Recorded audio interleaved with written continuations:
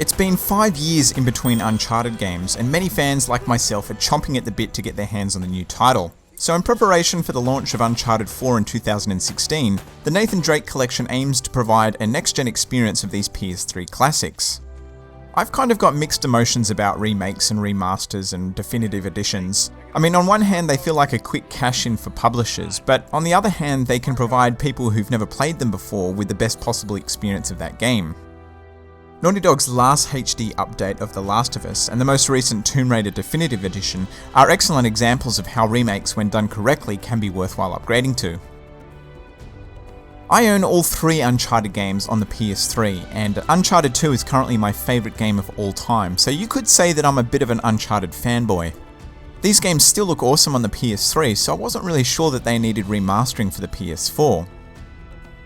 So this remastering, or definitive edition, or whatever you want to call it, has actually been created by Bluepoint Games, not Naughty Dog.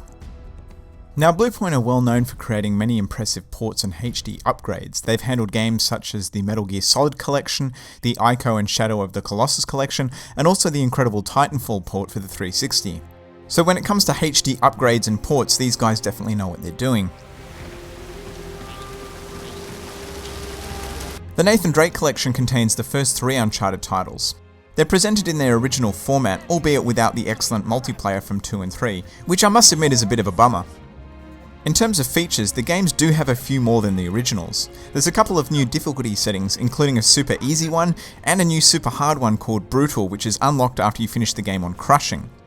The photo mode that appeared in the later games is now across all 3 titles, and they've included a new speedrun mode, which is kind of random. I mean, is Uncharted speedrunning a thing? I guess it could be. There's also a couple of new display and audio settings, including some pretty sweet surround settings, so if you've got a 5.1 or even a 7.1 system, you're definitely going to enjoy these. Controls have remained more or less the same, except they've retrofitted some gameplay mechanics from Uncharted 2 and 3 into the original, such as the quick toss grenade throw.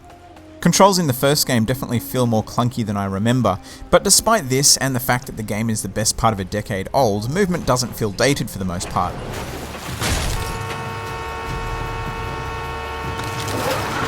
One minor nitpick is it would have been nice if Bluepoint had somehow integrated some of the PS4's controller's input mechanics into the game, such as I think it would have been nice to use the touchpad to scroll pages in the book. As it is, you still have to use the analog stick. Now, along with the mechanics, Bluepoint have done a huge amount of things to improve the visuals, and overall I think they've done a really amazing job. All 3 games now target 1080p and 60 frames per second. They also have a whole bunch of other improvements like new high-res textures, new character models, lighting effects, increased draw distances, just to name a few. As a result, each game looks great, but it's not until you compare them to the originals that you realise how big an improvement these changes have made, particularly with the first game. Jungles look more dense and vibrant, explosions and flames have more depth, and characters have visible skin texture. The higher frame rate also makes gameplay smoother and more enjoyable overall. Audio is another department which has had some love, and they've remastered the original soundtrack, and there's now a 7.1 option which sounds great with either a surround system or headset. In terms of performance, I did come across a couple of visual hiccups such as lighting issues and minor dips in the frame rate, but nothing that noticeably affected my experience. There is a day 1 patch which will come out and apparently address many of these issues, so hopefully these minor bugs will be ironed out. I will say that one of the benefits of going to the new platform is that load times have been dramatically reduced, which was really my only complaint about these titles on the PS3.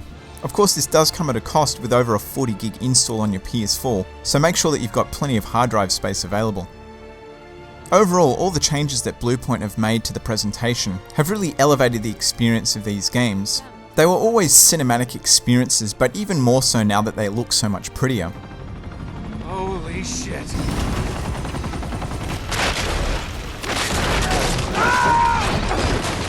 Here, I've got you. Give me your hand. Playing through them again reminded me how much I love this franchise and how excited I am for the new game. And I was also glad to see that these games haven't dated from a storytelling or gameplay standpoint. I think ultimately though, for someone who's played these titles the first time round, this collection is a bit of a hard sell. Sure, it looks much nicer, and like I said, I think it does improve the overall experience, but the games are more or less the same as they were before. If you really love these games like me though, and you're looking to play through them again before the release of Uncharted 4, then there's definitely no better way to prepare. For anyone who hasn't played these games before though, then there's never been a better time or way to experience them. 3 games for the price of 1 isn't a bad deal either. The Uncharted games have given me some of the best experiences I've had while gaming. They're definitely as enjoyable now as when they were first released, and for anybody on the PS3 and now PS4, they really shouldn't be missed.